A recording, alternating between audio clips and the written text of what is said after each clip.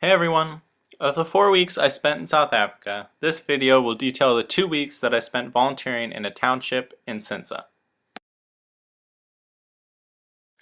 Even though the apartheid is over and the segregation laws are in focus, many South Africans still live in townships. These townships are racially segregated non-white areas and are generally made of wood and/or other scrap metals.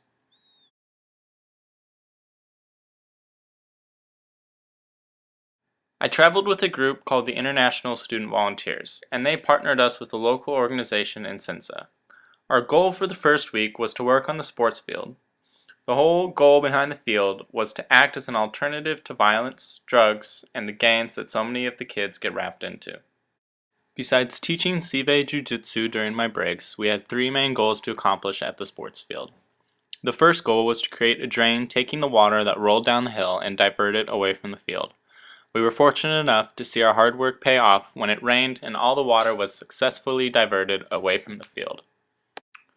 Our second goal was soil erosion prevention. We took the dirt from the drain and used it to replace the rocks that lay between the sports shed and the netball court. We then took patches of grass and placed it sporadically throughout the targeted area. By far, the most arduous part of our work was laying down tar for the netball court. Especially since the guy that put the tar down the first time put too much in the middle and it dried before we could spread it out, leaving us with the backbreaking work of plying up the tar with flat-nosed shovels and redoing it. After completing our work on the sports field, we started to undertake our next project, building cubbies for the Beluga School in Cintsa. Due to lack of space, the cubbies' purpose was so that the kids could place their belongings in these cubbies rather than on the ground. We built 3 sets of cubbies that we could later mount on the wall of the school. I was told that this school was the best school that the community had to offer the children of the township. Some kids would walk for miles every morning to arrive just in time before the morning song.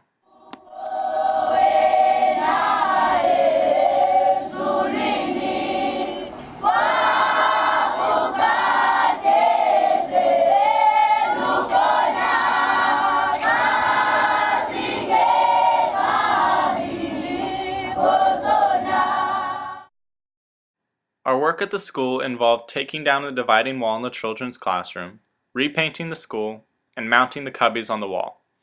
A cool part about my experience was that it was sustainable. After my group came in and worked on the school, another group from ISV came in to finish the job. That way, the school and the sports field had a free workforce, partnered with a local organization to keep tackling new goals and maintaining the work we had already done. For example, this is what the inside of the classroom looked like when my group was finished,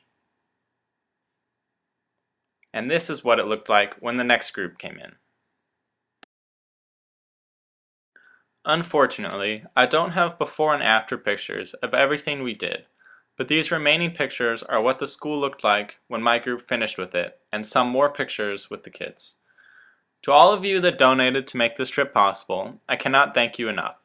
This trip was one of the most impactful experiences of my life and has inspired me to give back to my own community. I wish I could go into more detail about the remaining 2 weeks of my trip and all the side adventures I had during the first 2 weeks, but I thought I would give you all the gist of the most important part of my experience. If you would like to know more about the remaining 2 weeks or would like to see more pictures, just email me. Thanks again.